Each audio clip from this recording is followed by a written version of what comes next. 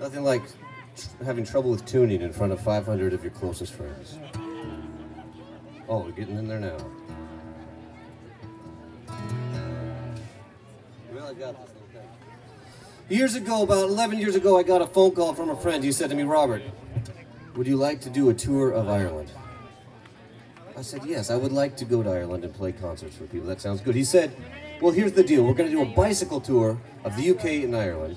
And I got to set up for this guy, but you could come and be the opening act, if you'd like to come. I said, of course I would like to come. I had no faith whatsoever that this person could book a tour and that we would be able to get to the gigs by bicycle. I had no faith, but I wanted to go. So I said, yes, I'd be happy to go. And I bought a ticket. And as I suspected, the tour fell apart, but I had the ticket. And because somebody owed somebody a favor, I actually had a few gigs set up for me.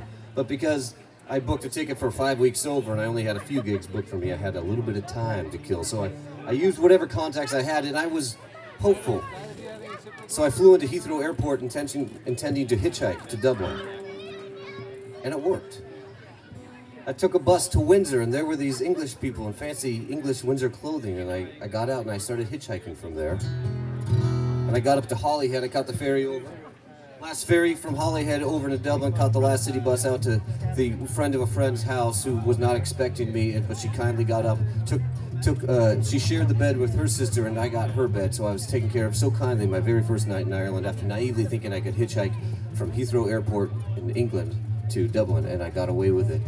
And the next day they said, well, we're going, it's the weekend now, and we all have jobs, and we're going to Dingle. We're going to go down to Dingle for the weekend, and you can come if you want. I said, well, that sounds great. They said, we're taking the bus. I said, I'll hitchhike, no problem. So I hitchhiked the next day from Dublin to Dingle, and I had this great weekend with them. They were really nice. You know, they had some friends there we stayed with, and we sang some songs on the beach, and we went to the pubs, and I enjoyed it.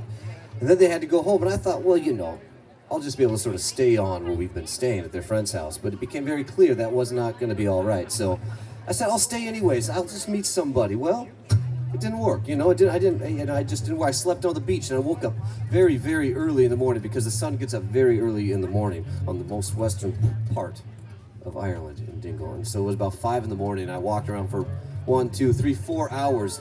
Dingle doesn't wake up till about 9:30 in the morning, so I had a long time to walk around a small town.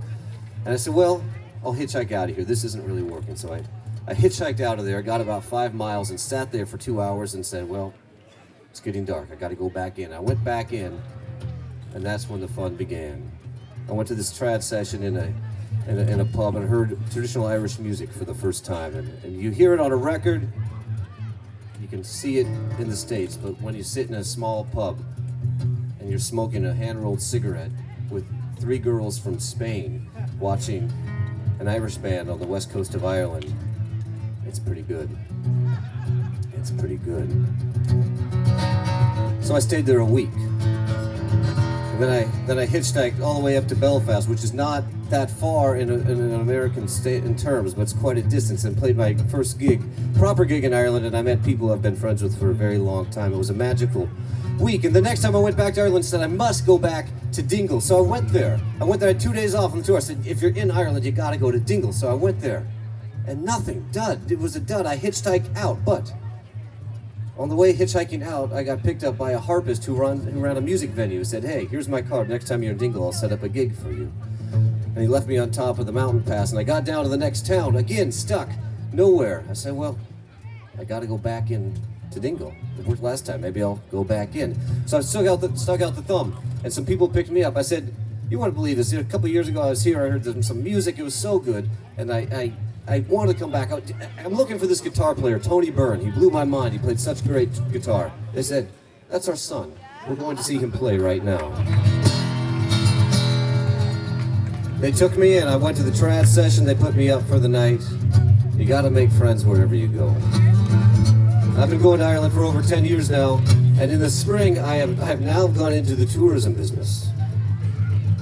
You got to make a buck. You know, you got to make a buck. I mean, you play the Old Town Cafe, that covers one meal, you know, but that, you know, you have to move forward from there, some planning.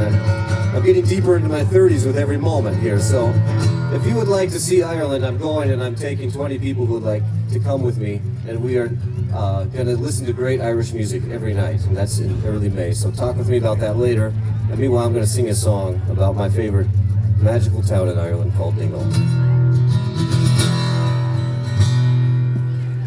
I know no road finer than Dingle to Tralee. Claire by my side, my hands upon her knee. She was halfway sleeping, we barely talked at all. Just like Alberta, the weather's good there in the fall. The trip has been a fine one because the company, friends have carried me along and carry them with me.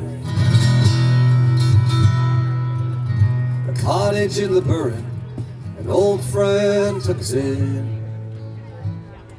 Dinner was laid out, a bed we could crawl in.